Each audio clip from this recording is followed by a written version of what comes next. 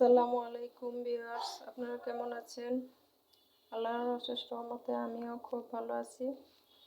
ভাবলাম আজকে ইফতারে কি করলাম তাই আপনাদের সাথে একটু শেয়ার করি।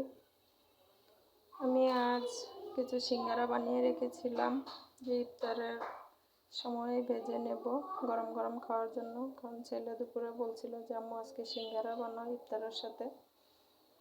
তাই তার তো প্রতিদিনই মুড়ি মাখানো হয়, ছেলেদের মুড়ি না হলে নাকি রোজাই মনে হয় না, এই জন্য সাথে আজকে সিঙ্গারাটা বানিয়ে নিলাম। রমজানের মধ্যে ইফতারেই তো আনন্দ, সবাই সারাদিন রোজা রেখে ক্লান্ত হয়ে যায় আর ইফতারের আশা করে কখন ইফতারের টাইম হবে, বিশেষ করে ছোট বাচ্চারা। আমার ছেলে যদি রোজা রাখে আম্মু কখন সময় হবে কখন সময় হবে মাথা নষ্ট করে ফেলে। আর ইফতারের সময় হলে মনে হয় ও সব কিছুই খেয়ে ফেলবে এরকম করে, কিন্তু আসলে এক গ্লাস পানি খাওয়ার পর ওর আর কিছুই খাওয়া হয় না। তো আমি সিঙ্গারাগুলি বানিয়ে নিলাম ছেলের আবদারে, দেখা যাবে আজকে কয়টা সিঙ্গারা খাই।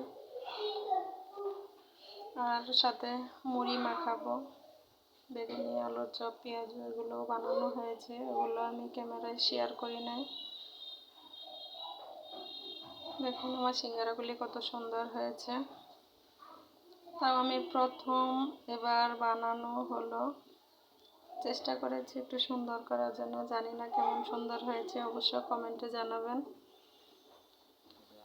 আর এদিকে আমি মুড়িটাও মাখিয়ে নেব, কারণ আজানের সময় হয়ে গেছে। এদিকে আমি ইফতারটা রেডি করছি,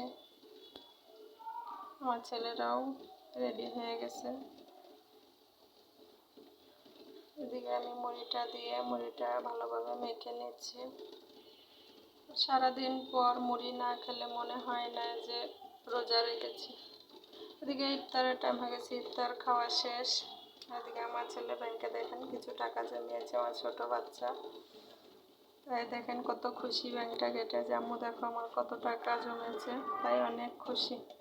যদি ভিডিওটা ভালো লাগে অবশ্যই লাইক, কমেন্ট, শেয়ার করবেন এবং সাবস্ক্রাইব করতে ভুলবেন না।